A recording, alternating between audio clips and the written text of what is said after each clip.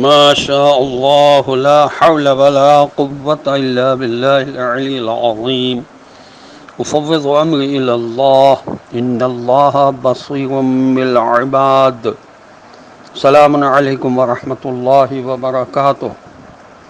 اللہ تبارک و تعالیٰ کا شکر ہے کہ میں کراچی سے تاج العلماء مولانا محمد نقی نجفی علی اللہ مقامہ کا پوتا علی احمد آپ کی خدمت میں سورہ مبارک فرقان کی آیات کے ساتھ حاضر خدمت ہوں۔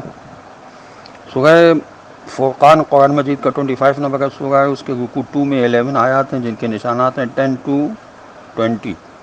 آیت نمبر 10 سے میں تلاوت کی ابتدا کر رہا ہوں۔ اعوذ باللہ من الشیطان اللعین الرجیم، بسم اللہ الرحمن الرحیم، تبارک الذی ان شاء جعل لک خیرا من ذلک جنات تجری من تحتها الانہار ویجعل لک قصورا۔ ترجمہ: بڑی عالی شان بابرکت یعنی از خود قائم و برقرار رہے وہ ذات جو اگر چاہے تو ان کی کہی ہوئی چیزوں سے بھی کہیں زیادہ اور بہتر چیزیں تم کو دے دے، ایک نہیں بلکہ کئی کئی جنت کے ایسے باغات جن کے نیچے سے نہریں بہتی ہوں اور بڑے بڑے عالی شان قصور تمہارے لیے بنا دیے گئے ہوں۔ انسانوں کا رہبر انسان ہی کو ہونا چاہیے تاکہ وہ انسانوں کے مسائل کو بخوبی سمجھ سکے اور ان کے لیے عملی نمونہ بن سکے، اور تاکہ لوگ اس کی پیروی کر سکیں۔ اگر خداوند عالم آدمی کے بجائے کسی فرشتے کو نبی بنا کر بھیجتا تو یہ مقصد پورا نہ ہوتا، وہ ہمارے لیے نمونہ عمل نہیں بن سکتا تھا، وہ ہمارے مسائل کو نہیں سمجھ سکتا تھا۔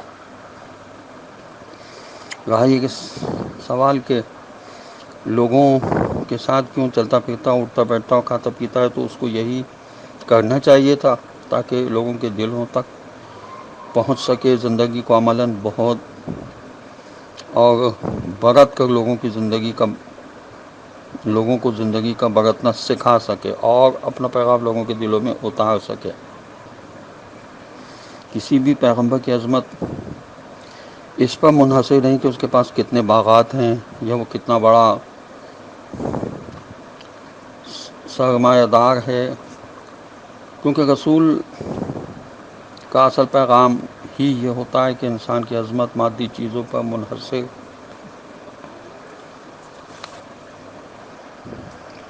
ایسی پاک و بیداغ سیرت کو پیش کرتا ہے، اپنے ماننے والوں کے انقلابی کردار کو پیش کر رہا ہے اور اپنے ماننے والوں کے انقلابی کردار کو پیش کرتا ہے۔ جواب دیا جا رہا ہے کہ تم بازاروں میں کیوں چلتے پھرتے ہو، تمہاری خدمت میں کوئی فرشتہ کیوں نہیں رہتا، تم کھاتے پیتے کیوں ہو، تمہارے پاس کوئی خزانہ کیوں نہیں ہے، تمہارے پاس کوئی باغ کیوں نہیں ہے۔ تو کافروں اور منکروں کی یہ مقانہ باتیں خود بتا رہی ہیں کہ وہ دنوں میں کہ ان کے دلوں میں کون حق پر ہے اور کون بے تکی ہانک رہا ہے۔ یہ تفہیم القرآن میں علامہ مودودی صاحب نے لکھا ہے۔ آیت نمبر 11، بل کذبوا بالساعۃ واعتدنا لمن کذب بالساعۃ سعیرا۔ ترجمہ: بلکہ اصل بات یہ ہے کہ انہوں نے قیامت کے وقت کو جھٹلا دیا ہے، اور ہم نے یہ کیا ہے کہ جو بھی قیامت کے وقت کو جھٹلائے اس کے لیے جہنم کی بھڑکتی ہوئی آگ بالکل تیار کر رکھی ہے۔ مفردات امام راغب میں سعیرن یعنی سعارہ کے مادے سے ہے، یہ لکھا ہے کہ جس کے معنی آگ کا بھڑکنا ہے۔ اس لیے سعیر اس آگ کو کہتے ہیں جس میں شعلے بھڑک رہے ہوں، جس کی وجہ سے سخت حرارت ہو اور وسعت بھی ہو، یعنی حرارت ہر طرف پھیل گئی ہو۔ تفسیر انوار نجف میں لکھا ہے کہ اس آیت کا پیغام یہ ہے کہ اے رسول، جو لوگ تمہاری نبوت کو منکر ہیں اصل میں وہ قیامت کو دل سے نہیں مانتے۔ آیت نمبر 12، اذ رأتهم من مکان بعید سمعوا لها تغیظا وزفیرا۔ ترجمہ: وہ آگ جب دور سے ان کو دیکھے گی تو وہ لوگ اس کے غیظ و غضب کی شدت اور شدید چنگھاڑ اور بہت ہی تیز جوشیلی آوازیں خود سن لیں گے۔ تفسیر انوار نظام میں لکھا ہے کہ یہاں مطلب یہ ہے کہ یہ منکرین رسالت جب جہنم کو دور سے یعنی 100 سال کی راہ سے دیکھیں گے تو اس کے بھڑکنے کی آواز اور شعلوں کی چیخ چنگاڑ وہیں سے ان کو سنائی دے گی، گویا جہنم بڑے غصے کے عالم میں ان کو دیکھ کر بڑبڑا رہی ہوگی۔ آیت نمبر 13، وَإِذَا أُلْقُوا مِنْهَا مَكَانًا ضَيِّقًا مُقَرَّنِينَ دَعَوْا هُنَالِكَ ثُبُورًا۔ ترجمہ، اور جب وہ لوگ ٹھونسے جائیں گے اس جہنم کی کسی تنگ جگہ میں، لوہے میں اچھی طرح جکڑے ہوئے، ہاتھ پاؤں بندھے ہوئے، تو اس وقت یہ لوگ خوب ہائے واویلا کر کے اپنی موت کو پکاریں گے۔ تفسیر نوار نے نے کہا کہ جہنم کے بارے میں احادیث میں آیا کہ یہ بڑی تنگ جگہ ہوگی، جیسا کہ جناب رسول خدا صلی اللہ علیہ وسلم نے ارشاد فرمایا، جو جہنم میں جائے گا وہ اس طرح جائے گا جیسے کیل دیوار میں ٹھونک دی جاتی ہے۔ اور تفسیر مجموع البیان میں لکھا ہے کہ ویسے تو جہنم بہت وسیع ہوگی، لیکن اس کو جہنمی پر بالکل بری طرح تنگ کر دیا جائے گا، اور جہنمی کو اس طرح اس میں ٹھونسا جائے گا جیسے دیوار میں کیل ٹھونکی جاتی ہے۔ مفردات امام غاغب میں صبورن کے بارے میں لکھا ہے کہ یہ لفظ ہلاکت اور گل سڑ جانے کے معنی میں استعمال ہوتا ہے۔ دوسرے معنی چیخ و پکار کے ہوتے ہیں۔ جب انسان کو کسی انتہائی خطرناک اور بھیانک چیز کے سامنے لایا جاتا ہے تو از خود وہ چیخنے چلانے لگتا ہے۔ اس چیخ و پکار اور واویلا مچانے کو صبور کہتے ہیں۔ تفسیر نمونہ میں لکھا ہے جیسے کہا جاتا ہے مر گیا، تباہ ہو گیا، برباد ہو گیا، مجھے بچاؤ وغیرہ وغیرہ، مگر وہاں چیخ و پکار ہائے واویلا کچھ کام نہ آئے گی، حتیٰ کہ موت بھی نہ آئے گی کہ اس کی چھٹی ہو جائے۔ آیت نمبر 14، لا تدعوا اليوم ثبورا واحدا وادعوا ثبورا كثيرا۔ ترجمہ، اس وقت ان سے کہا جائے گا آج تم ایک موت کو نہیں بلکہ بہت سی موتوں کو پکارو، پھر بھی یہاں کے عذاب سے بچ نہ سکو گے۔ تفسیر کے صافی میں لکھا ہے کہ اس آیت کا مطلب یہ ہے کہ تمہیں ایک نہیں بلکہ بہت زیادہ قسم قسم کے عذابوں سزاؤں کے حوالے کیا جاتا رہے گا، مگر وہاں تم عذابوں سے تنگ آ کر موت کو پکارو گے، لیکن موت نہ آئے گی اور عذابوں سے چھٹکارا بھی نہ ملے گا۔ آیت نمبر 15، قل اذالک خیر ام جنۃ الخلد التی وعد المتقون کانت لهم جزاء ومصیرا۔ ترجمہ، ان سے پوچھیے یہ انجام اچھا ہے یا وہ ہمیشہ ہمیشہ رہنے والی جنت کے گھنے سرسبز و شاداب باغات جس کا وعدہ خدا سے ڈرنے والوں سے کیا گیا ہے، وہی ان کی جزا بھی ہے اور ان کے سفر کی آخری منزل بھی ہے۔ آیت کا مقصد یہ ہے کہ اب بھی تمہیں سوچنے سمجھنے کی مہلت حاصل ہے۔ اب بھی حق کے منکرین چاہیں تو غور و فکر کر سکتے ہیں کہ ایک طرف تو جہنم کے ناقابل برداشت سزائیں ہیں جو حق کے انکار کا نتیجہ ہے اور خدا سے بغاوت کی سزا ہے، اور دوسری طرف جنت کی بے شمار بے حد و حساب راحتیں اور لذتیں بھی ہیں جو ابدی حقیقتوں کو دل اور عمل سے ماننے والوں کو عطا ہوں گی۔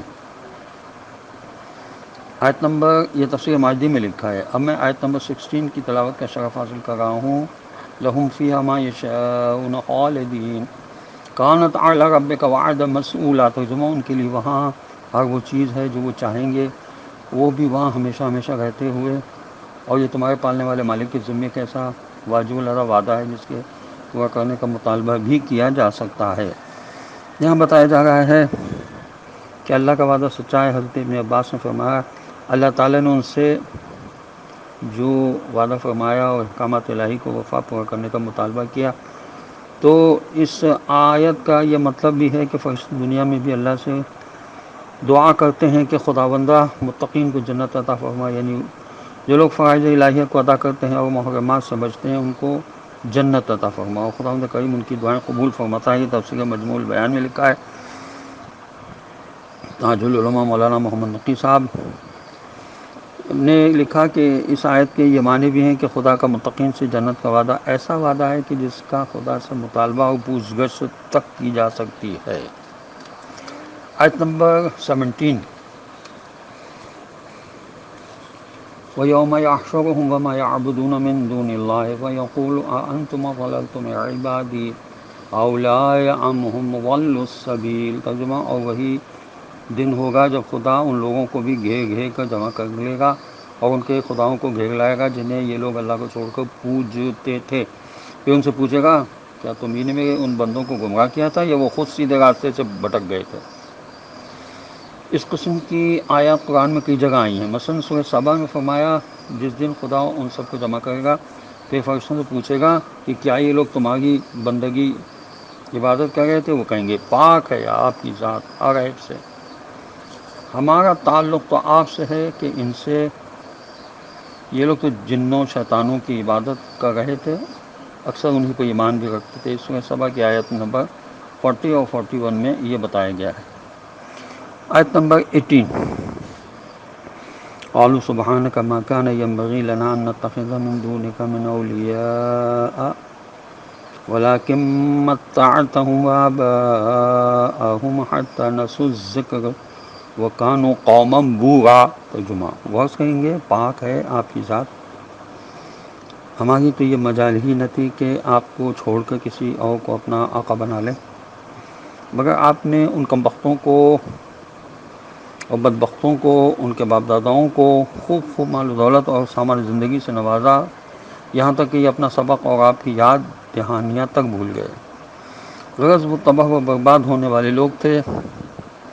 تفسیر انوار نجف میں لکھا ہے کہ قیامت کے دن خداوند عالم مشرکوں اور ان کے بتوں معبودوں کو جمع کرے گا اور ان سے پوچھے گا کہ تم نے میرے بندوں کو کیوں گمراہ کیا تھا؟ وہ کہیں گے کہ ان کی گمراہی کی اصل وجہ یہ تھی کہ تو نے ان کو بے شمار نعمتوں سے نوازا تھا جس کی وجہ سے وہ مغرور ہو گئے تھے، اس طرح وہ شیطان کے پھندے میں آ گئے۔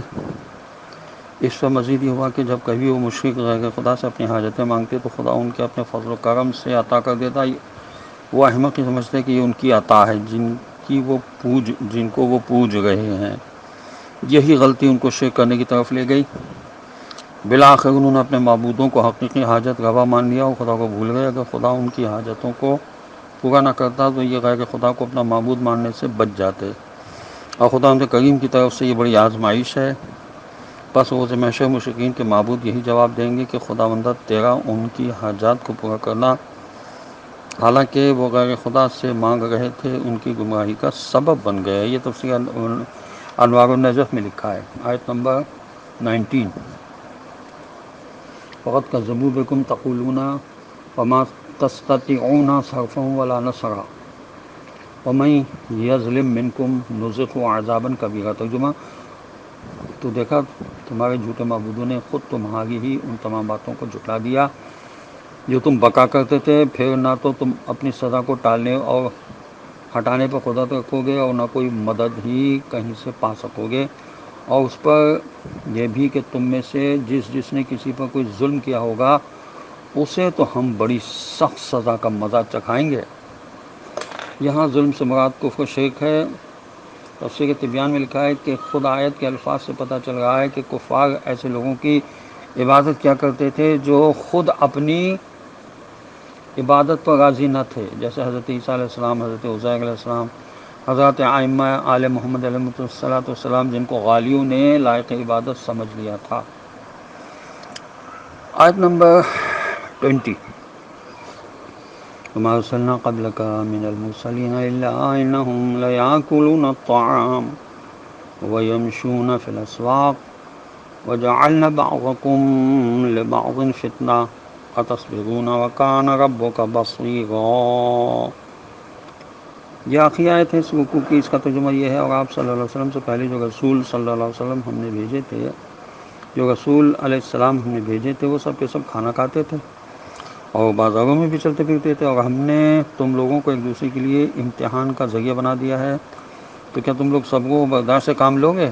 یہ بھی پیش نظر ہے کہ تمہارا پالنے والا مالک خوب دیکھنے والا ہے۔ اصل میں یہ جواب ہے کفار کی اس بات اور اعتراض کا کہ یہ کیسا رسول ہے جو کھانا کھاتا ہے اور بازاروں میں چلتا پھرتا ہے، حالانکہ کفار مکہ اس بات کو خوب جانتے تھے کہ تمام انبیاء کرام علیہ السلام، مثلا حضرت نوح علیہ السلام، حضرت ابراہیم علیہ السلام، حضرت اسماعیل علیہ السلام، حضرت موسیٰ علیہ السلام، حضرت عیسیٰ علیہ السلام بھی کھانا کھاتے تھے اور بازاروں میں چلتے پھرتے تھے۔ اس لیے فرمایا کہ آخر محمد صلی اللہ علیہ وسلم پر ہی کیوں اعتراض کر رہے ہو، جبکہ عیسائیوں نے حضرت عیسیٰ علیہ السلام کو خدا کا بیٹا بنا رکھا ہے، وہ بھی کھانا کھاتے تھے، بازاروں میں چلتے پھرتے تھے۔ یہ تفہیم القرآن میں علامہ مودودی صاحب نے لکھا ہے، اور تفسیر نمونہ میں لکھا ہے کہ آیت کا پیغام یہ ہے کہ خداوند عالم لوگوں کو لوگوں کے ذریعے آزماتا ہے، غریب و نادار اپاہج لوگوں کے ذریعے امیروں دولت مندوں کو آزمایا جاتا ہے۔ اس امتحان میں کامیابی سب و اطاعت کے ذریعے حاصل ہو سکتی ہے۔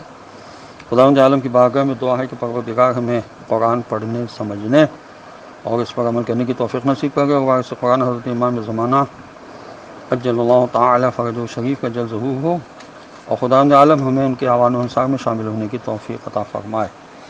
وآخر دعوانا ان الحمد للہ رب العالمین، والصلاة والسلام علی اشرف الانبیاء والمرسلین وعلی آلہ الطیبین الطاہرین المعصومین المظلومین۔ والسلام علیکم ورحمۃ اللہ وبرکاتہ۔